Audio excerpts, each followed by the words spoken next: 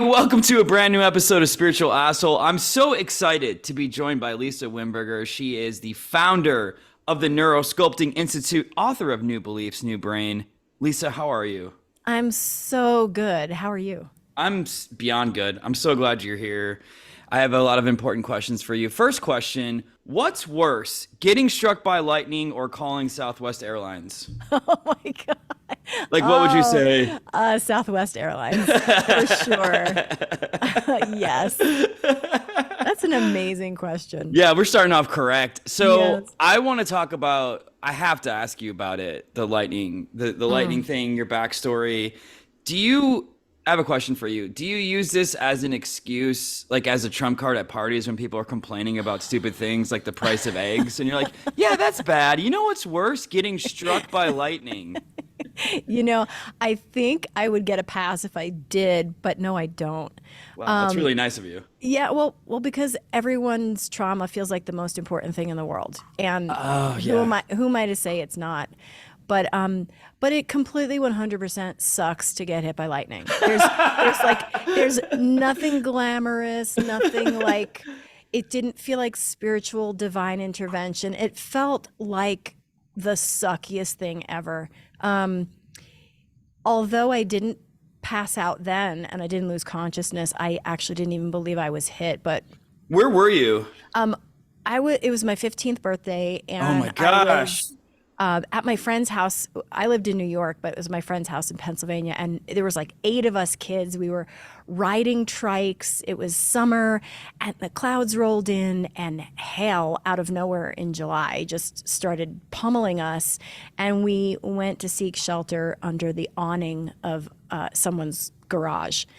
And I was leaning against the metal garage door handle. It was across the base of my spine, and one of the boys was, like shoulder to shoulder with me, and we had been caught in the rain, so we were wet and we were against the metal, and a lightning strike seemingly hit the side of the house and came out through us, and we flew like straight through the air, landed in the dirt like 3-4 feet from where we were. Oh my God. And I honestly didn't know what happened. I felt excruciating pain. I mean, it felt like he pummeled me in the back with a sledgehammer, and I'm on the ground, and all of our friends had the wide eyes, Yeah. open maw, and they're like, "Oh my God, you were hit by lightning. You guys flew through the air."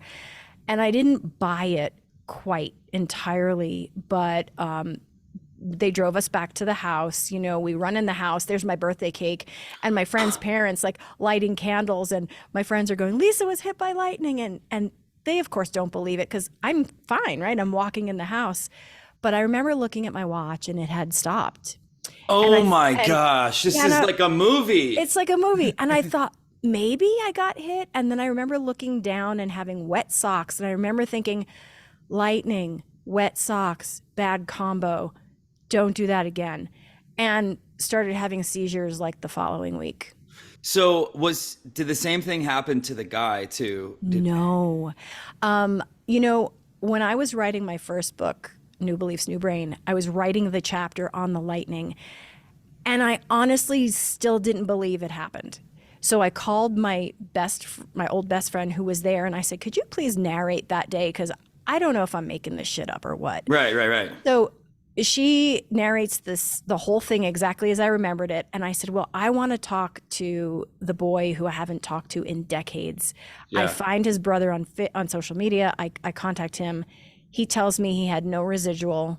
He also, though, wasn't touching the metal. His shoulder was touching Uh, mine, but I was leaning against the metal. So it's possible I took the brunt of it. I don't know. wow. He did say he was bald, and maybe he could blame that on the lightning, but I don't know. It cinched his hair. I will say though, you have like an otherworldly vibe. Have you ever thought about this? Do you think that the lightning at all did instill some sort of like knowledge from the other side? Like you do have kind of superhero vibes. I do. Wow. I want to know what those vibes are, but what I will say is I always had, for lack of a better word, paranormal experience. Even prior to that, whether that was really happening or not, but I do remember when as a kid, my mother saying things like, "Don't do that. Your great aunt was a witch." Like, what does that Oh, mean? shit. I had, my great aunts from Italy would read tarot cards and they would do that kind of thing. And my mother was like, don't play with that stuff because your aunt was a witch. And I didn't know what that meant. But what I can say is Right. after the lightning, I definitely have all alternate experiences. I would say during Yeah. seizure episodes, I have had complete different realities feel totally real. My meditations are quite vivid. I have Oof. been involved in studies with remote viewing and studies done in labs with researchers. I've dabbled, but I don't know that that's anything out of everyone else's complete capacity, Wait, honestly. were you in the Stranger Things lab? That would have been so cool. I actually, I Hold think on, this is all starting to make sense. Do you know just Hopper? you just read a secret fantasy of mine. No. This is great. So yeah, if you can just talk a little bit about like how basically then you ended up curing yourself of these seizures, doing your techniques, Yeah. be awesome. Yeah. So the lightning strike apparently exacerbated my vagus nerve. Long story short, that nerve runs the length of the spine. It controls heart, lungs, everything Okay. as a major stress response and a protection mechanism. So when you're highly stressed, if you are someone who freezes like the natural freeze response, but you have a maladaptive vagus nerve like I did now because of the lightning, that thing's going to plummet your heart rate during stress, which Oh, means you are going to deprive your brain of oxygen and you're going to seize. And I mean, it's fairly common to faint during stress, which is a slighter version of this, yeah. but to actually full seize, they're called anoxic seizures, and they're not epileptic. They're seemingly incurable. Western medicine says there's nothing we can do about it. Classic. Yeah, but mine were so bad that I was flatlining on multiple occasions. I had Shit. atropine in a doctor's office. He was about to inject it because he lost my pulse and my breathing for a long time, relatively speaking, long enough to want to inject me with atropine. Paramedics had to come on other occasions to, get me breathing again.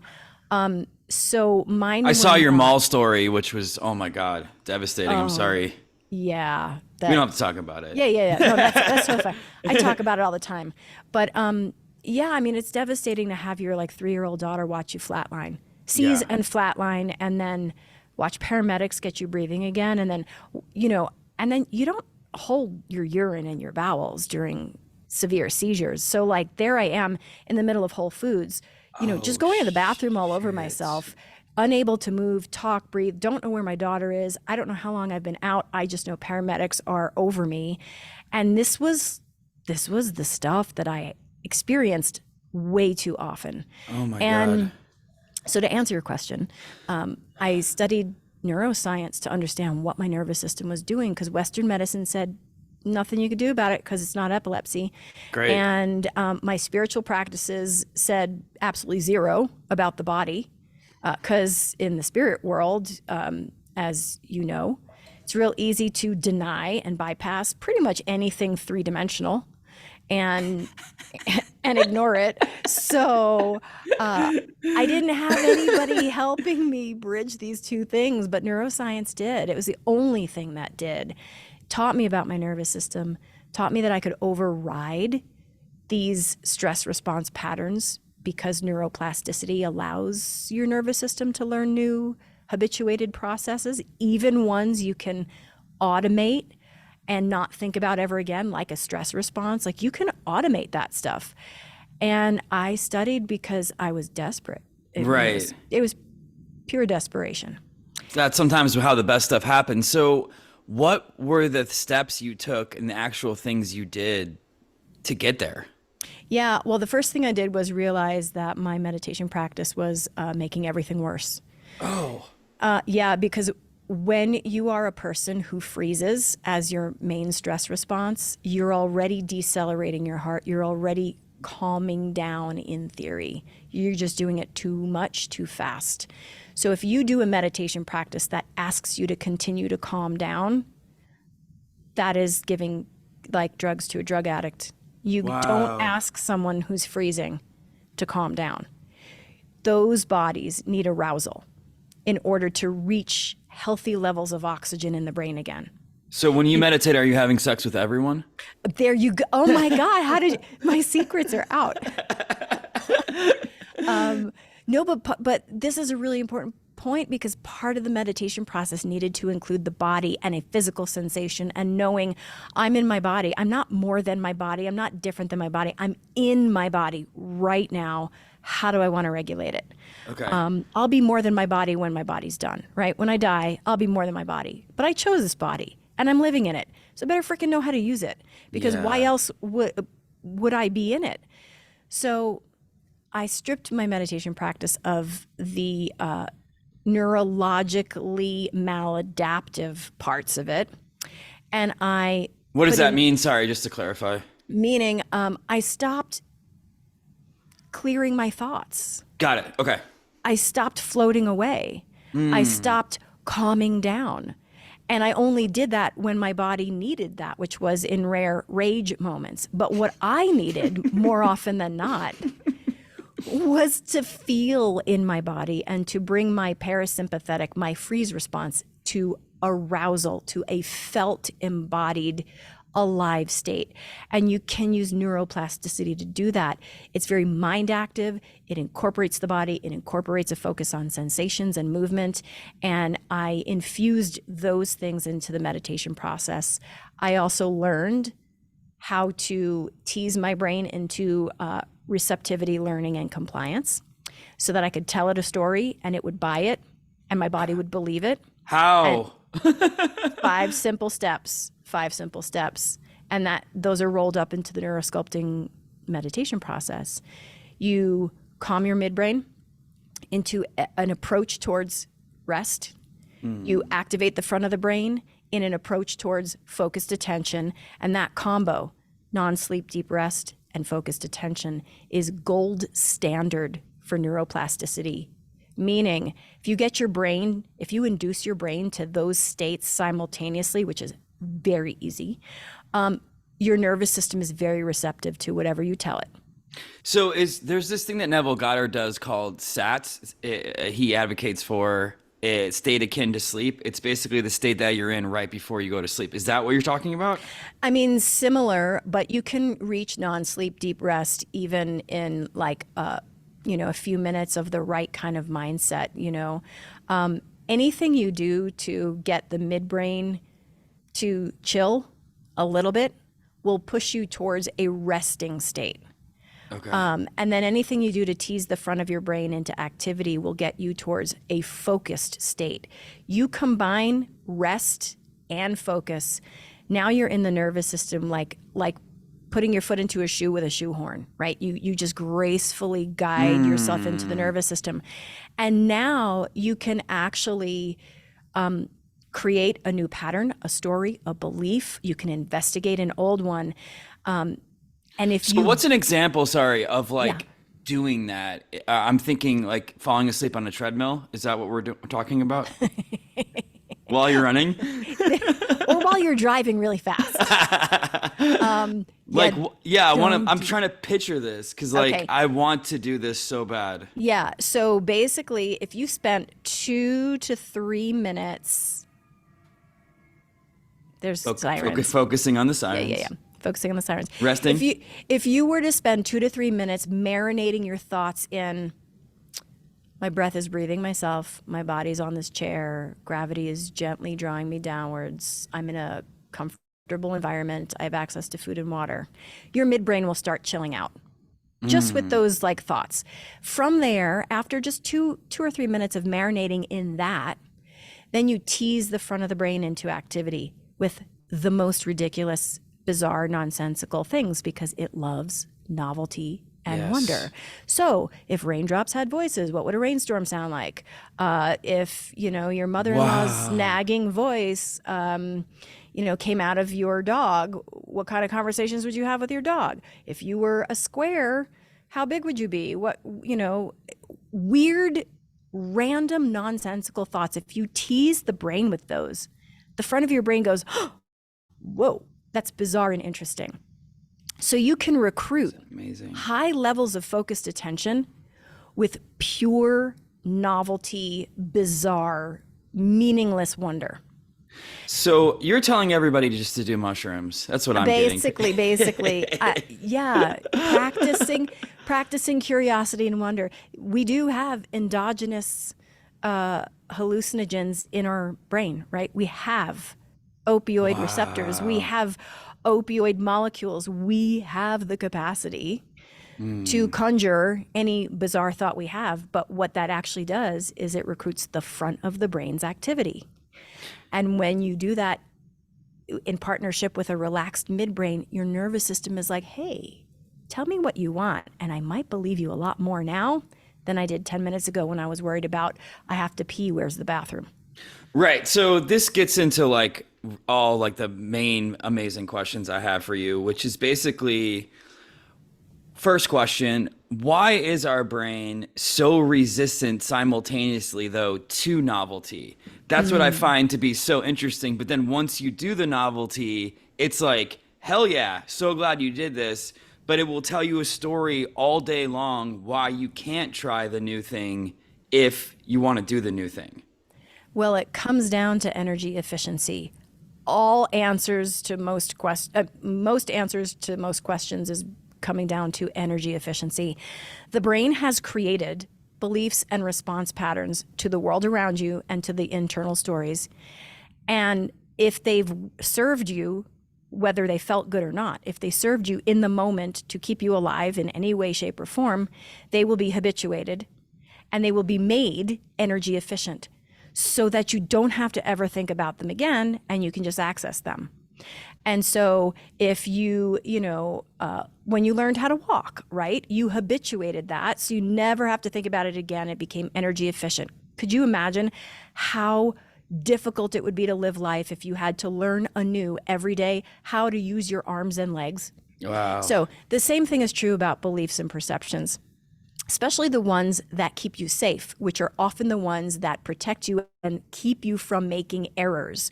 So now we've got this prediction system that says, if I use this automated thought to prevent making an error, I'll stay alive, even if I'm miserable. And it's energy efficient. Wow. Now we introduce a self-help journey and we promise someone the pot of gold at the end of the rainbow. And it's all wonderful, right? We're going to change. We're going to do all these wonderful things. But the brain is saying, the conscious mind is saying, yes, I want that. The subconscious mind, which is running the show, is saying, hell no, that takes energy. I have to learn a whole new roadmap for every step of the way. Screw that. I've got all these energy efficient patterns. So your conscious mind can want anything you want, but I'm going to go for energy efficiency and not spend a lot of energy and just reuse the old patterns. So you can't really fight the subconscious with the conscious level thoughts. You have to have a mechanism to escort you in to dialoguing at that subconscious level or that habituated level, if you're, using science terms.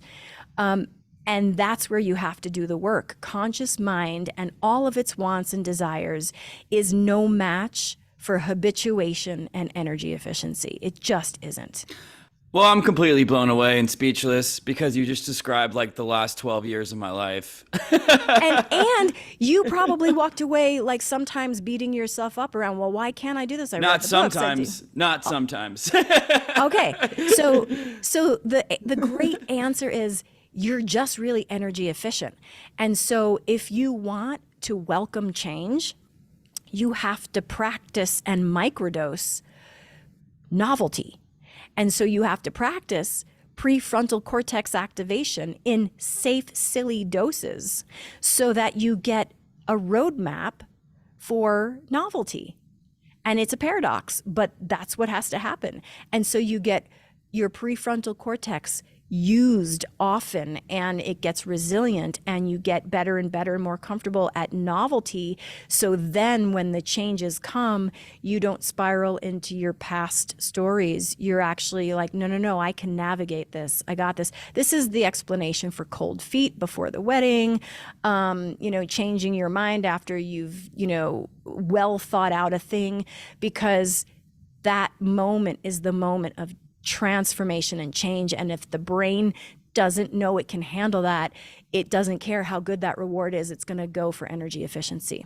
Okay, so I have so many questions because literally you've described my life where I did start the self-help journey like 11 years ago. And yes, everyone does promise the pot of gold, and I still do believe in the pot of gold. Don't ruin my hope. It's there. It's there. But you're basically telling me that in order to access and get, because I completely agree with you about the subconscious and the conscious, and that's why I was so excited to talk to you, is because I've talked to a lot of people about how the subconscious is really running the show, is through novelty. So you said that, like, an example would be I'm better off waking up and just dry humping these lights in my apartment to like wake me up and shake me out of this shit. And also I wanted to get second thing, what are your thoughts on affirmations as a way of introducing? This is the love-hate relationship I have. I'm so glad you asked this question. Don't ruin my life, by the way, I'm please. not going to ruin your life. Please. Okay, let me validate you here. Affirmations work. Now I'm going to give you the conditions under which they work, because all things work under the right conditions and all things don't work under the wrong conditions, right? So let's talk about the right conditions for affirmations. If your affirmation is someone else's or given to you from a book, or it's some guru gave it to you and said, you should say this, I'm going to tell you it's far likely that won't work for you. That's great. Because you don't know the subconscious meaning you associate with that. For instance, I can put on my vision board a yacht, right? And I can look at that thing every day and I'm saying, I'm going to have a yacht. I'm going to have a yacht. I can do this.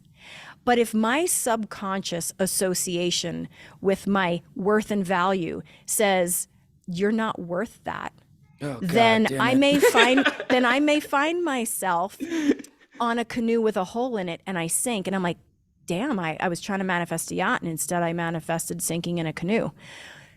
However, if inside of your meditation / subconscious journey and exploration, you allow associations to arise that give rise to an affirmation or a mantra, that's the one to use, because it came from your own deep associations. So in our neurosculpting meditations, at the end of the meditation, we ask people to allow a word to float up to their mind that best sums up the experience.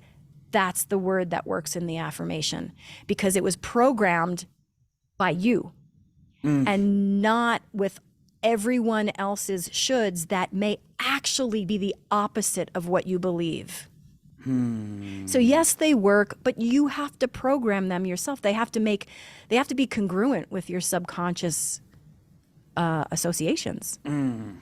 I have found though, and I will say that sometimes, first of all, I totally agree with you, because I will only say affirmations to myself that feel true to me. Yes. That has been really helpful. But then I have also started to notice it is changing. It is getting better. And now I can invite in more aggressive affirmations that I think are aggressive that I normally would not agree with. Because you're creating a roadmap for change. Okay, and I didn't even have to do anything weird. This is amazing. No, you didn't. You didn't. But man, and then this gets at the biggest question I have for you, and the most scientific one for sure. Why is my brain such an asshole? All of our brains, well, I've heard this somewhere. I don't know the actual efficacy around the statement, but I've heard that we have up to 5 times more neural real estate dedicated to detecting error and threat than to think the positive. So ultimately, I would say maybe our brains are all programmed to be assholes, because if we can detect the error and the wrong and the threat, then I can protect myself preemptively and I can stay alive, and then this species gets to continue. So evolutionarily, we're assholes. And then spiritually, we want to be our highest self, whatever that means. And it usually puts us in battle against our basic energy efficient programming. And then we walk around thinking we're wrong, we're broken, we're not good enough. I need to spend $10,000 to go to this seminar and learn what I already knew. I'm wrong, I'm broken, I'm not good enough, but I can be and I should be, but I'm not. Feels like you have a lot of thoughts about the self-help industry. I do. And I'm in it. And I am sure people have some of these thoughts about me. And I'm not gonna say they're wrong, because I can be very Pollyanna. I can be very much a proponent of hope and faith and empowerment. But I also make sure I give the mechanisms to get there. Because I had all that faith, hope, and belief before I had the mechanisms, and it dismantled me and it screwed me up. So once I found the how, that became paramount to anything I do. Right. So in a good example, like a real practical example, because I want to talk, well, for selfish reasons, I want to ask you this. I work from home and, spend a lot of time alone, which is not always the best thing. But every day I get up and I'm like, okay, I start off my day great. I'm like, okay, you're going to go out into the world and you're going to like go do something new. You're going to go work somewhere else, but you got to, you got to use your computer. So you got to go internet. And usually like I last about an hour and a half and I'm like, you should probably just go home. And I'm like, I don't want to go home.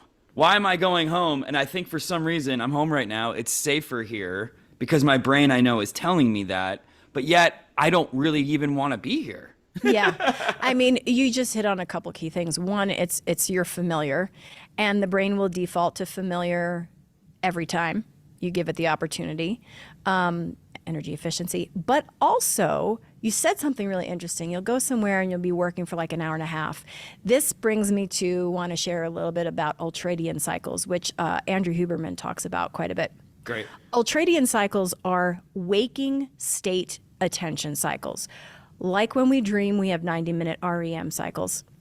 When we're awake, the brain has about a 90-minute window to ramp up to its peak optimal attention and productivity, and then start to ramp down.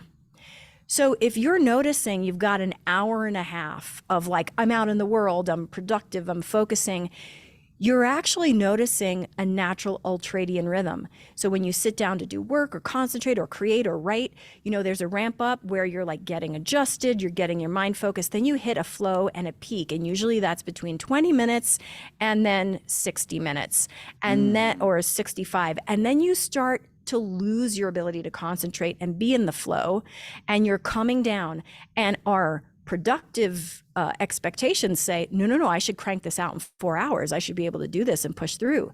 Our ultradian cycles say, bullshit.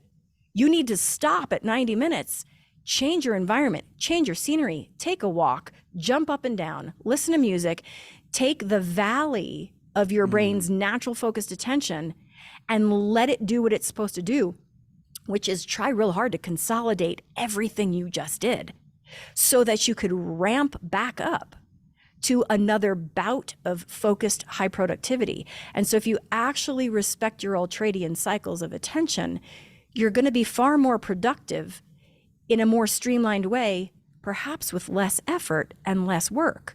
And so you just maybe are feeling the end of that cycle and you're like, I'm done here. And now I'm forcing myself to be here when my default wants to just go home. That could be an ultradian cycle. So those are some examples of things we can do. Jumping jacks, run around, scream at your neighbor. Play some music, listen to your favorite song, just do something different.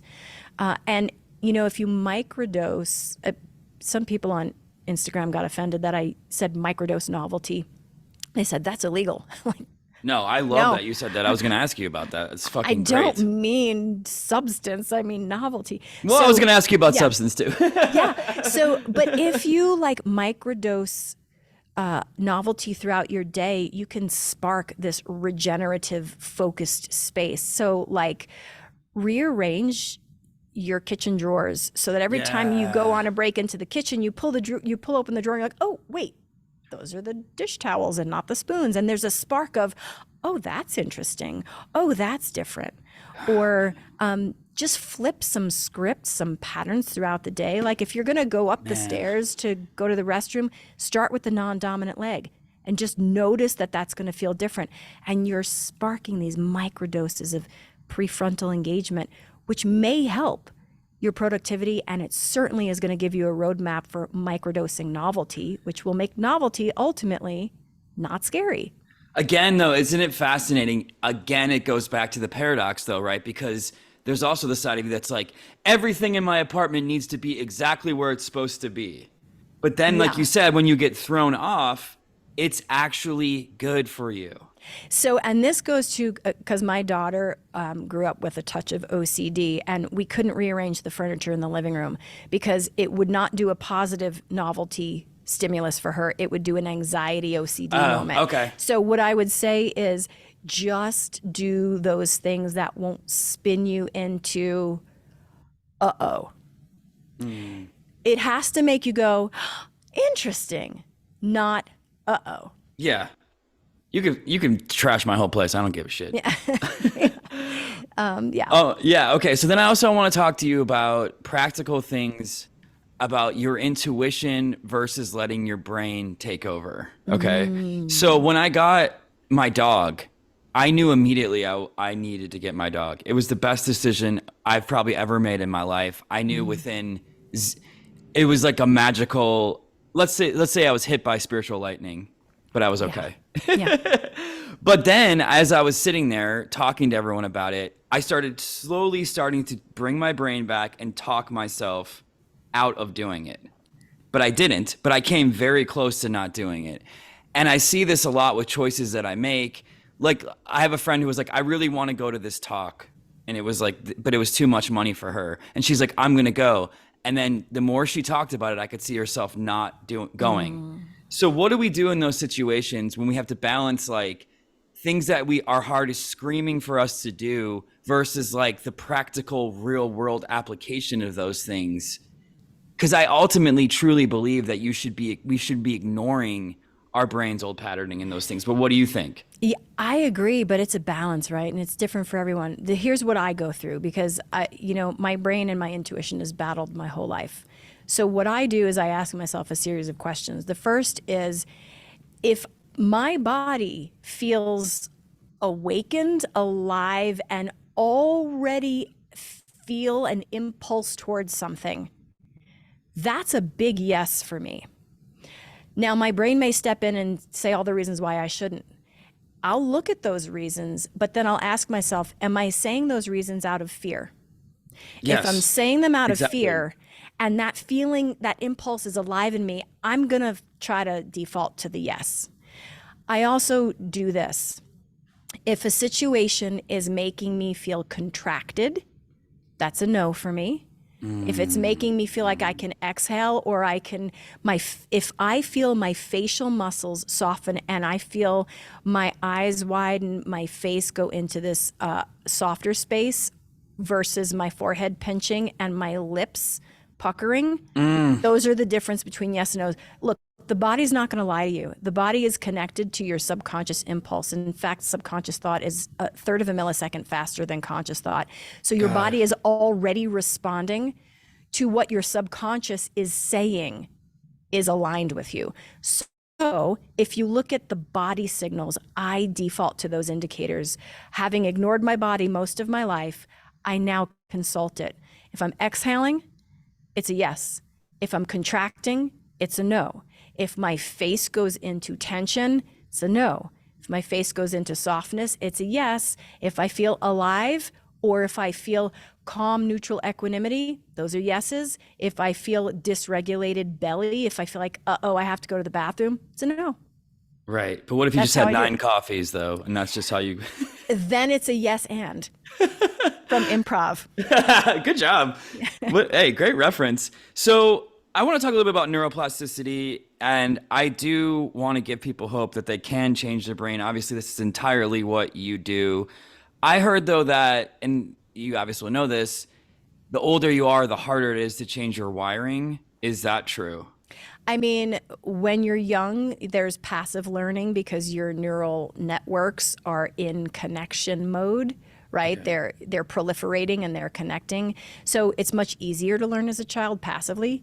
As an adult, you can absolutely access your neuroplasticity, but it's active learning, which means you have to do it. It's a daily practice. You have to choose to do it. You have to do it under the right conditions. You have to learn about those conditions.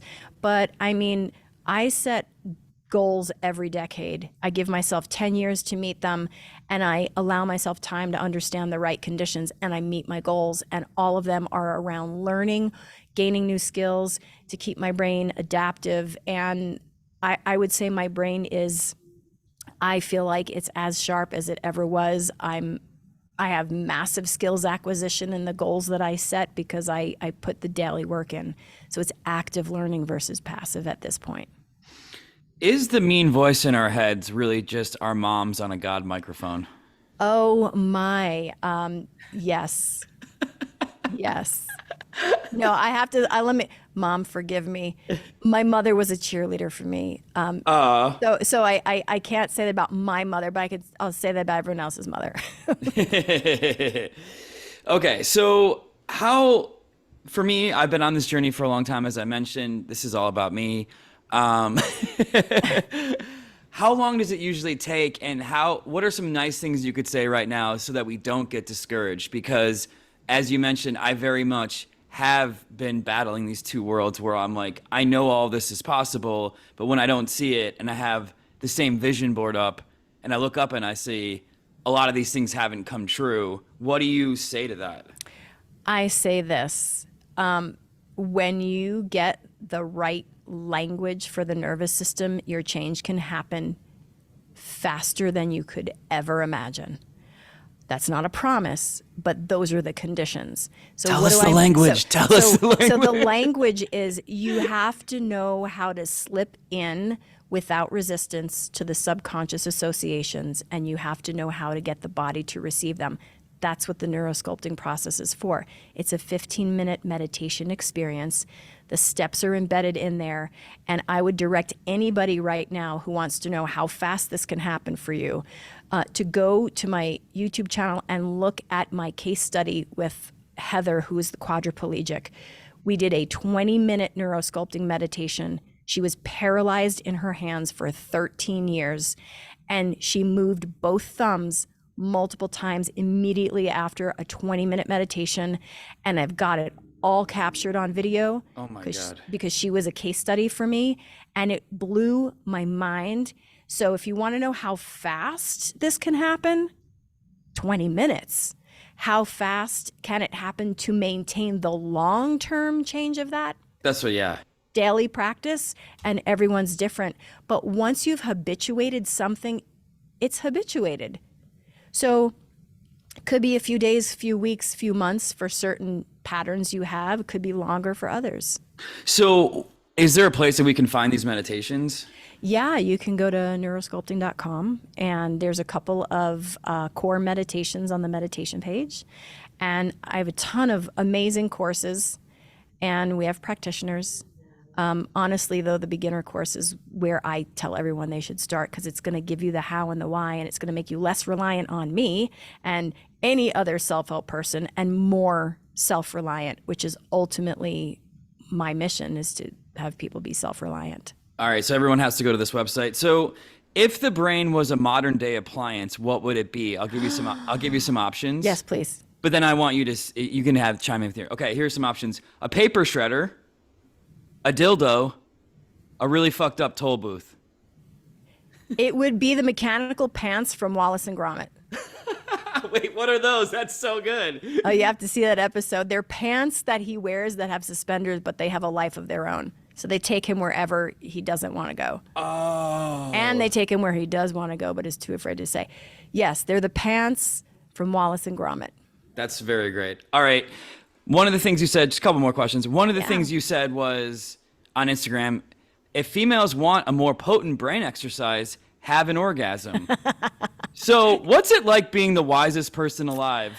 Well, it's quite a lot of pressure because I have to walk my talk, you know what I mean? No, so I mean, everything I put on Instagram is usually from a study or multiple studies I've read, and the studies I read are peer reviewed. They're usually from Scholar or Google, and they're not from just like the general milieu of blogs. And there are multiple studies that show how orgasms light up the brain in a female brain very differently and very potently, and how hormones and orgasms are related to neuroplasticity.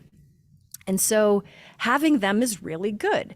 They're also really good to have if you're in a male body too. They do slightly different things. They don't involve the same real estate of the brain as in a female orgasm, but they're very good for you. Like just across the board, from hormonal activity to self-regulation to brain activity to endorphins to calorie burning. That's awesome. And then, yeah, what can men do to have a full brain exercise besides smash their penis against the table a bunch? Well, that was my first recommendation, so now I don't know. That's what I was going to say.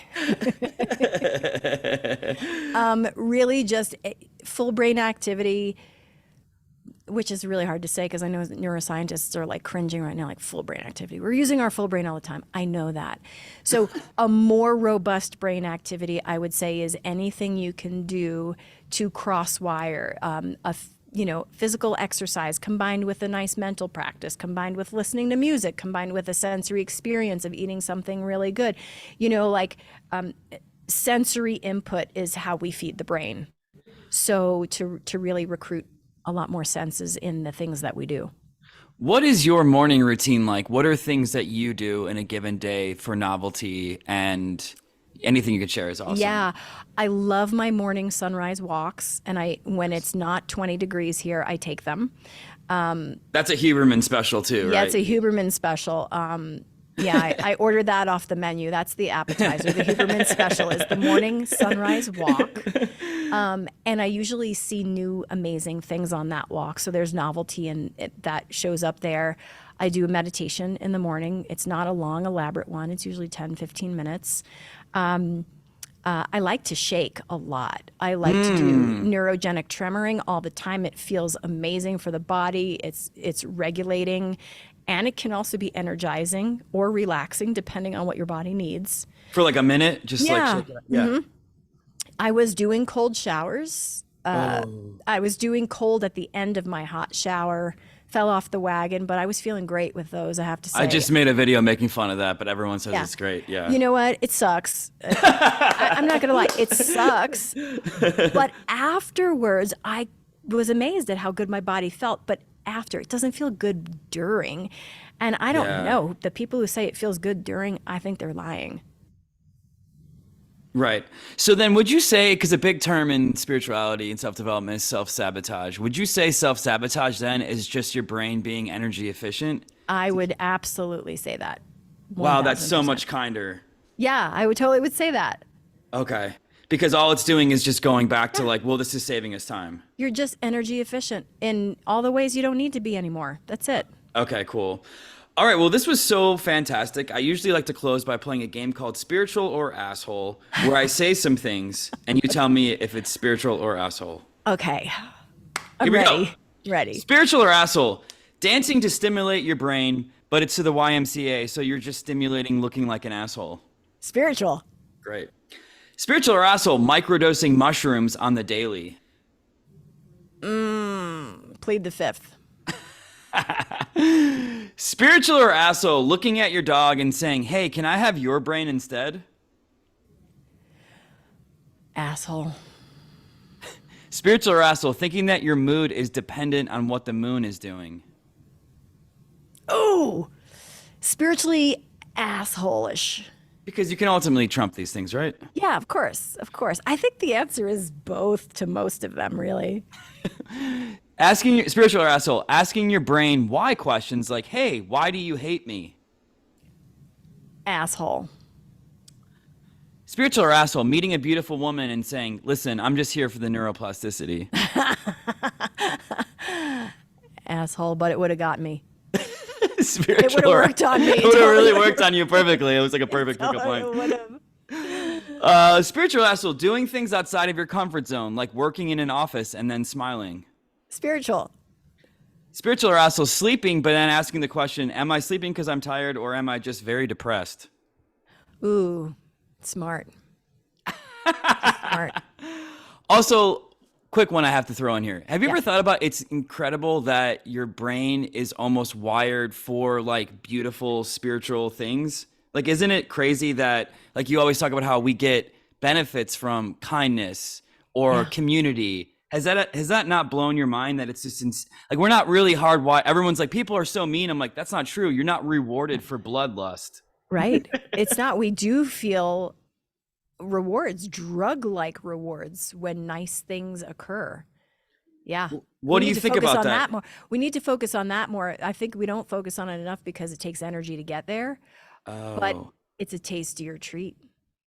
All right, last question to ask everybody. If you could tell people one thing to tell themselves all day long, what would it be? You are not broken. You're energy efficient. Fuck, man, this is great. No one's ever said this. This was so much fun. Can you tell people where they can find you? Yeah, neurosculpting.com for all sorts of courses and information. And then Instagram is at neurosculpting. We're on Facebook too. Yeah, come find me, talk to me. This is the best. Thank you so much. Thank you. All right, I'm going to hold on.